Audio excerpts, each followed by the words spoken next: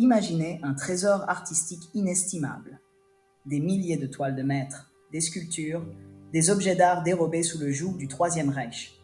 Hitler, Göring et les hauts dignitaires nazis ont orchestré l'un des plus grands pillages d'œuvres d'art de l'histoire.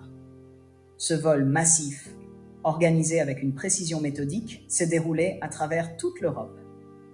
Mais comment les nazis faisaient-ils la distinction entre l'art qu'ils considéraient comme digne de leur idéologie et celui qu'ils jugeaient dégénéré? Et pourquoi des toiles de Picasso ou de Matisse, bien que détestées par Hitler, n'ont-elles pas été brûlées? Aujourd'hui, nous plongeons dans l'une des pages les plus sombres de l'histoire de l'art, là où le vol est devenu un outil de pouvoir et où l'art moderne, honni par le régime, est devenu une source de financement pour la machine nazie. Le grand pillage artistique orchestré par les nazis. Dès leur arrivée au pouvoir en 1933, Hitler et les nazis ont mis en place un plan de spoliation des œuvres d'art à une échelle jamais vue auparavant. Les collections privées des familles juives, telles que celle des Rothschild, furent systématiquement dépouillées. Les musées et galeries, que ce soit à Paris, Amsterdam ou Varsovie, furent vidés de leurs chefs-d'œuvre. Prenons l'exemple de la famille Rothschild, une des plus grandes dynasties bancaires européennes, célèbre pour sa collection d'art inestimable. En France, leur collection fut méthodiquement volée par les nazis. Des centaines de pièces, dont des tableaux de Rembrandt et de Goya, des meubles précieux et des objets d'art rares, furent envoyés en Allemagne. Hitler et Göring se disputaient même certains chefs-d'œuvre de la collection Rothschild, symbolisant à quel point l'accumulation d'art était liée à leur quête de prestige. Un autre exemple frappant est celui de Paul Rosenberg, grand marchand d'art parisien et proche de Picasso. Sa galerie fut pillée par les nazis et des œuvres d'art modernes, y compris celles de son ami Picasso, furent emportées. Rosenberg a passé des années après la guerre à récupérer sa collection et aujourd'hui encore, certaines de ses toiles n'ont pas été retrouvées. Göring, le collectionneur passionné. Hermann Göring, maréchal du Reich et bras droit d'Hitler, était plus qu'un chef militaire redouté. Il était un collectionneur d'art passionné. Sa collection personnelle est l'une des plus emblématiques du pillage nazi.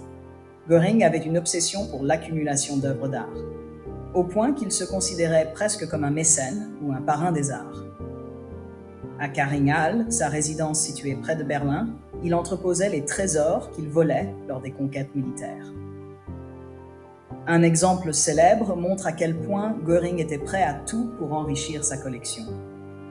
En 1940, lors de l'invasion de la France, il fit envoyer un de ses hommes de confiance, l'historien d'art Bruno Lowes, à Paris pour superviser le pillage du Jeu de Paume, un musée contenant des œuvres d'art confisquées aux familles juives. Lowes envoya plus de 600 œuvres à Karinghal pour Göring, dont des toiles de Renoir, Monet et Van Gogh. En échange, Göring vendait certaines œuvres qu'il considérait comme moins précieuses, renforçant ainsi son propre trésor et finançant l'effort de guerre. Une anecdote illustre la mégalomanie de Göring. Un jour, un marchand d'art tenta de lui vendre un faux Vermeer. Göring, confiant dans son œil expert, l'acheta sans se douter que c'était une contrefaçon. Après la guerre, lorsque la vérité fut révélée, ce fut un immense choc pour lui. Hitler et son rêve d'un musée gigantesque. De son côté, Adolf Hitler nourrissait un rêve grandiose, créer le plus grand musée du monde dans sa ville natale, Linz, en Autriche. Ce projet, appelé le Führermuseum, devait abriter les plus belles œuvres de l'humanité. Hitler, bien qu'il méprisait l'art moderne, était fasciné par l'art classique, en particulier les œuvres des grands maîtres allemands, italiens et néerlandais. Il souhaitait transformer Linz en un sanctuaire culturel qui rivaliserait avec le Louvre ou le musée du Vatican. Les archives montrent qu'Hitler passait des heures à sélectionner des œuvres pour son futur musée, choisissant personnellement les toiles et sculptures qui y seraient exposées. Parmi les pièces qu'il convoita, on trouve le retable de Gand des frères Van Eyck, une œuvre monumentale qui fut cachée dans une mine de sel autrichienne avant d'être découverte par les monuments Men, une unité spéciale des Alliés chargée de retrouver les œuvres d'art volées. L'art dégénéré et son utilisation stratégique. Mais Hitler et les nazis n'aimaient pas toutes les formes d'art. Ils faisaient une distinction claire entre l'art normal, c'est-à-dire classique, figuratif et conforme aux idéaux de pureté raciale, et l'art qu'ils qualifiaient de dégénéré. Ce dernier regroupait les œuvres modernes et avant-gardistes, comme celles de Picasso, Matisse, Chagall ou Kandinsky. Hitler voyait dans ces artistes l'incarnation de la décadence morale de la République de Weimar et des influences étrangères, qu'il méprisait profondément. Cependant, pragmatisme oblige, Hitler et Göring étaient conscients que ces œuvres modernes avaient une grande valeur sur le marché international. Alors, au lieu de les détruire, ils les vendaient à des collectionneurs ou des marchands d'art en Suisse, en France ou dans d'autres pays neutres. Par exemple, des œuvres de Matisse, bien que dénoncées publiquement comme décadentes, furent vendues à prix d'or en Suisse, rapportant des millions de marks au régime nazi.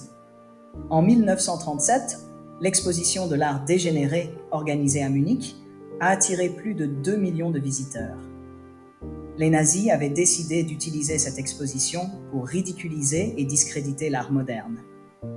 Pourtant, malgré le mépris affiché, cette exposition a permis de rappeler la valeur financière de ces œuvres. L'après-guerre et la quête des œuvres volées. Après la chute du Troisième Reich, les Alliés découvrirent des centaines de milliers d'œuvres d'art cachées dans des mines, des bunkers et des châteaux à travers l'Allemagne et l'Autriche. La mine de sel de Altaussee en Autriche, par exemple, abritait une quantité phénoménale de trésors artistiques cachés par les nazis pour les protéger des bombardements alliés.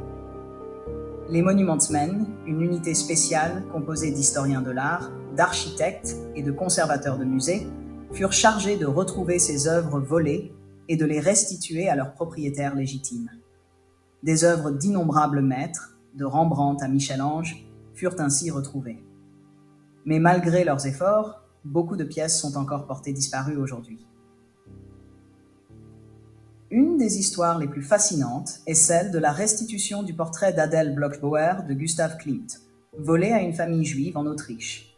Ce tableau, surnommé La Dame en or, a été au centre d'une bataille juridique menée par la descendante de la famille, Maria Altmann, qui a finalement récupéré l'œuvre en 2006 après des années de combat.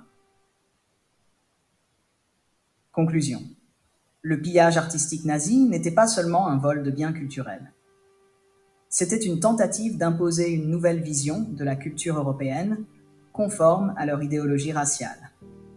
Cependant, même en voulant détruire l'art moderne qu'ils méprisaient, les nazis ne pouvaient pas ignorer sa valeur marchande. Ce paradoxe entre idéologie et pragmatisme a marqué l'histoire de l'art. Encore aujourd'hui, des familles continuent de se battre pour récupérer les trésors qui leur ont été volés. Si cette plongée dans le plus grand vol d'art de l'histoire vous a fasciné, merci de bien vouloir liker cette vidéo et surtout de vous abonner. À bientôt!